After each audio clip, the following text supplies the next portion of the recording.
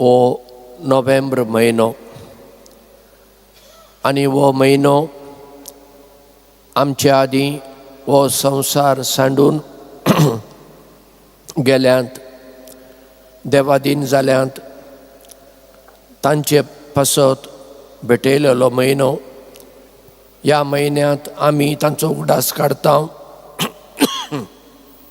आमी कथोलीक तांचे पासत मिसां भेटयता. आयचें पयलें वाचप जाणवायेच्या पुस्तकांतलें आनी हातूंत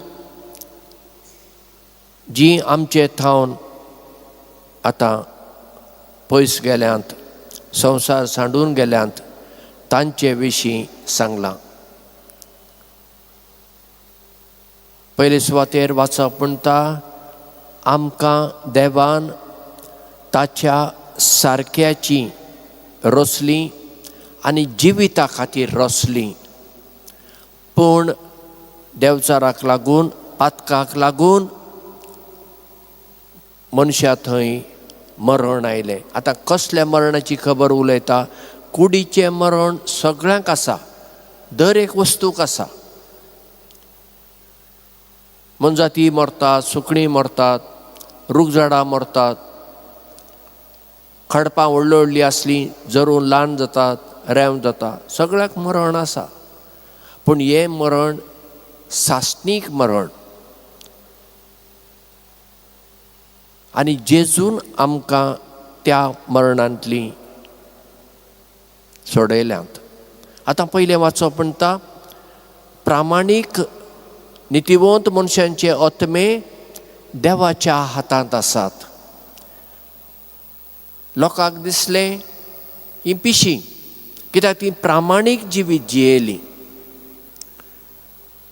आनी प्रामाणीक जिवीत म्हणल्यार एका दिसाचें न्हय, आज फाल्यां परवां सदांकाल तीं प्रामाणीक बरीं मनशां.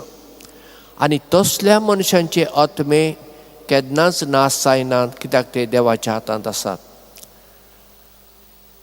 पूण केन्ना केन्ना अशें जाता, कारणां आमकां खबर ना, पूण आमी संवसारी मनशां कशें दुसऱ्यांची झडती करता. आमी करूं नये, आमी कोण? असलीं प्रामाणीक मनशां एक एक पावटी आपलो जीव काडून घेतात. म्हजे दोग इश्ट, एकलो हिंदू आनी एकलो क्रिस्तांव, खूब बरे मनीस, इतले बरे, प्रामाणीक, नितिवंत, भ्रश्टाचार ना, कांय ना. आनी आपलो जीव काडून घेतलो. आनी म्हाकाच अजाप आनी दूख भोगली. अशें कित्याक काय? केन्नाच तांणी म्हाका मेळ्ळ्या वेळार आपणाक अशें जाता अशें सांगलेलें ना. इतले खुशाल मनीस, हे शिकलेले मनीस. कित्याक जालें काय म्हाका आजुनूय खबर ना. आतां ते मनीस कितें तांचो नाश जालो अशें हांव मानिना, कित्याक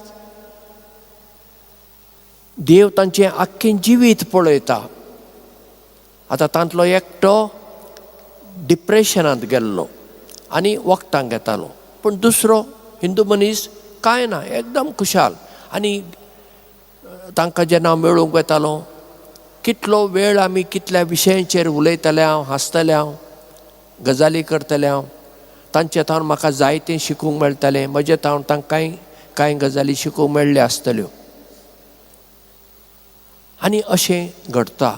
पूण आमी फर्मण मारता, पळय अशें केलें, ताणें तशें केलें आनी कित्याक केलें. आतां त्या घडिताक लागून त्या घरच्या मनशांक चड दूख जाता, लॉजी जाता, कित्याक दुसरी नाका जाल्लें उलयतात. पूण देव न्हय, काळीज वाचता. आतां आमी सगळीं सदां मिसाक येतलीं आनी सगळें करतलीं, आमी बरीं मनशां म्हणूंक जाता? लोकांचे नदरेन आमी बरीं मनशां, पळय सदां मिसाक वेता, कोमुजांव घेता आनी सगळें. पूण देव आमचें काळीज वाचता.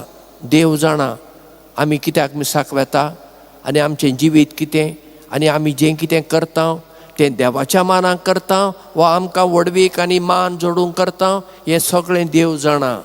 म्हणजे आमचें काळीज वाचून देव आमकां इनाम दिता वा आमकां ख्यास्त मेळटा. आयच्या दुसऱ्या वाचपांत जेजू एक ल्हानशी वपार दिता.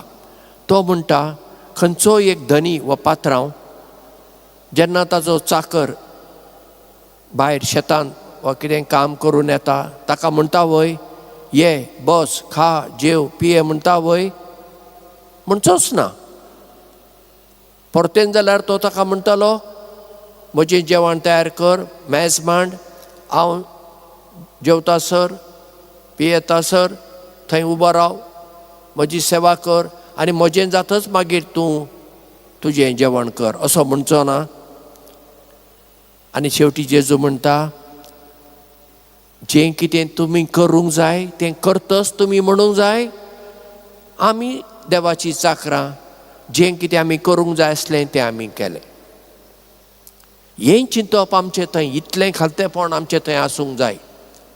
आतां हांव एक पाद्री, हांवें म्हणूंक जाता हांवें तुमचे खातीर मीस पेटयलें तें केलें व्हडपण, हें म्हजें काम.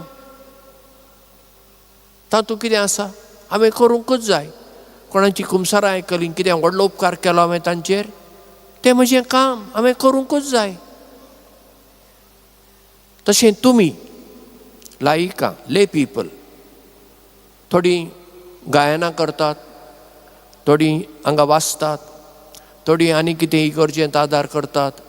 तुमी म्हणूंक जाता आमी तें केलें आमी हें केलें ना. ल्हानविकायन म्हणूंक जाय आमी जें कितें आमी करूंक जाय आसलें तें आमी खुशे मनान केलें. आमी देवाची चाकरां. We are the servants of God. हें चिंतप घेवन आमी जियेल्यार आमच्या वावराचो फळ आमकां देव दितलो. कित्याक जेजूनच म्हणलां न्ही, तूं मागणें करतना, तूं दान दितना, तूं उपास करतना लोकांक दाखोवंक करिनाका. गुटान तें तूं कितें करताय ताचें इनाम तुका म्हजो सर्गींचो बाप दितलो. म्हणटच आज आमी आमच्या आदी मरून गेल्ल्यां खातीर मागतना आमी ह्या संवसारांत प्रामाणीक नितिवंतपणाचें जिवीत जियोंक देवाचो आदार मागुया.